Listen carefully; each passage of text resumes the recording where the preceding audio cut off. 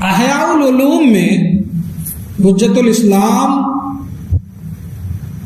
حضرت امام غزالی رحمۃ اللہ تعالی علیہ نے یہ واقعہ تحریر فرمایا ہے. آپ فرماتے ہیں کہ ایک چگل خور جس کو چگلی کرنے کی عادت ہوتی ہے اس کی نحوست کا عالم کیا ہوتا ہے, اور اس کی نحوست کی وجہ سے انسان کا پورا گھر کس طرح تباہ و برباد ہو جاتا ہے, ذرا اس کی بربادی کا آپ اندازہ کیجئے. فرماتے ہیں کہ ایک شخص نے کسی کے ہاتھ اپنا ایک غلام فروخت کیا, یعنی ایک آدمی اپنا غلام بیچنے گیا اور دوسرے آدمی کے ہاتھ بیچا. جب غلام بیچنے والا شخص کسی کے ہاتھ غلام بیچ رہا تھا تو غلام بیچتے وقت اس شخص نے کہا, خریدار سے کہا کہ اس غلام میں کوئی عیب نہیں ہے سوائے ایک عیب کے. کہا وہ عیب کیا ہے؟ کہا اس میں کسی طریقے کا کوئی عیب تو نہیں ہے, ہاں البتہ یہ چگل خوری کی عادت اس کے اندر ہے کہ یہ چگلیاں لگاتا ہے, کانا پھوسی کرتا ہے, یہ چگل خوری کرتا ہے.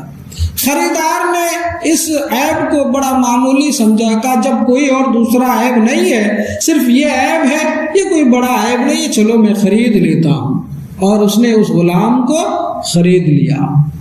وہ غلام اس شخص کی خدمت میں رہنے لگا. ایک روز وہی غلام اپنے آقا کی بیوی کے پاس گیا اور کہا, عادت سے مجبور تھا نا, عادت تو اس کی بری تھی. وہ اپنے آقا کی بیوی کے پاس گیا اور کہا, مالکہ آپ کو ایک بات پتا ہے؟ کہ کیا؟ کہ آپ کو معلوم نہیں ہے آپ کا شوہر اب آپ سے اتنا پیار نہیں کرتا, اتنی محبت نہیں کرتا جتنی محبت پہلے کرتا تھا.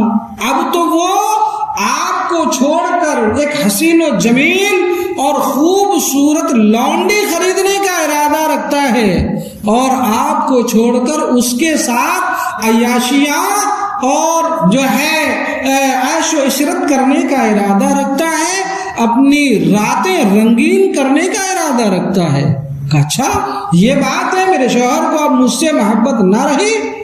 کہا اس کا علاج کیا ہو سکتا ہے؟ کہا اس کا علاج میرے پاس ہے, میں بتاؤں اگر آپ ایسا کریں گے تو اس کا علاج ہو جائے گا. کہا بتاؤ.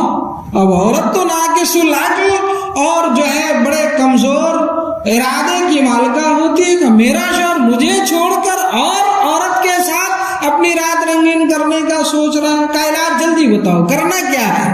کہ اس کا علاج یہ ہے کہ جب وہ سو جائے, تمہارا شوہر جب سو جائے تو استورا لے کر جانا. استورا سمجھتے ہیں نا, جس سے بال چھیلے جاتے ہیں, استورا لینا اور داڑھی کے نیچے گلے کے پاس کا جو بال ہے نا, یہ داڑھی کے پاس گلے میں بال ہوتے ہیں مردوں کے, گلے کے پاس کا بال چھیل کر 3-4 بال اپنے پاس رکھ لینا اور دوسرے دن مجھے دے دینا, بس میں علاج کر دوں گا.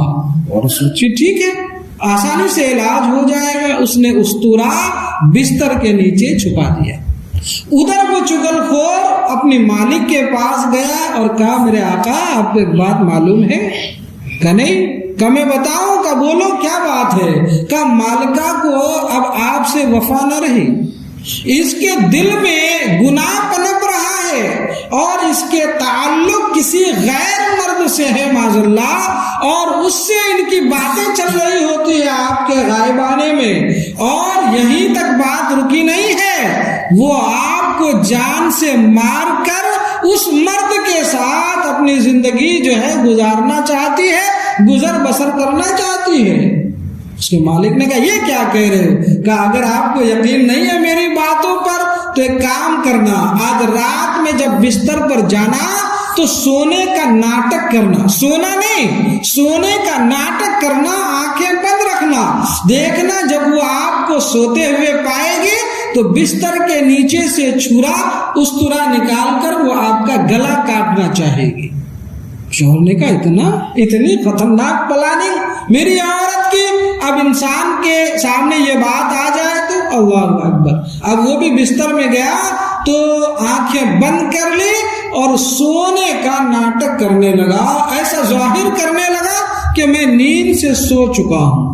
جب اس کی عورت کو اس بات کا اطمینان ہو گیا کہ یہ سو چکے ہیں تو اب اس نے بستر کے نیچے سے استورا نکالا اور ان کے گلے کے بال کو چھیلنے کے لیے جو ہی استورا گلے کے قریب لے کر گئی، شوہر اٹھ کر اس کا ہاتھ پکڑ لیا اور جیسا چگل خور نے کہا تھا ویسے ہی حادثہ تھا۔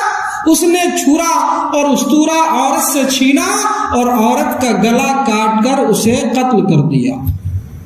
اب جب عورت کا قتل ہو گیا تو عورت کے وارثین کو پتہ چلا، وہ دوڑے دوڑے گھر پر آئے اور آنے کے بعد مارے غصے کے عورت کے وارثین نے اس مرد کو قتل کر دیا، عورت کے شوہر کو قتل کر دیا، اور اس طریقے سے پھر لڑائی اور جنگ جو ہے چھڑ گئی، اور اتنی خطرناک جنگ چھڑ گئی کہ اس جنگ کی بنیاد پر تقریباً سینکڑوں عزیز و اقارب عورت اور مرد کے دونوں طرف سے تہہ تیغ ہو گئے اور قتل و غارت گری کے حوالے ہو گئے، اور ہنستا کھیلتا اور بستا ہوا ایک گھر دیکھتے ہی دیکھتے آنے واحد میں ایک چگل خور کے چگل خوری کی نحوست کی وجہ سے تباہ و برباد ہو گیا اور جل کر خاکستر ہو گیا۔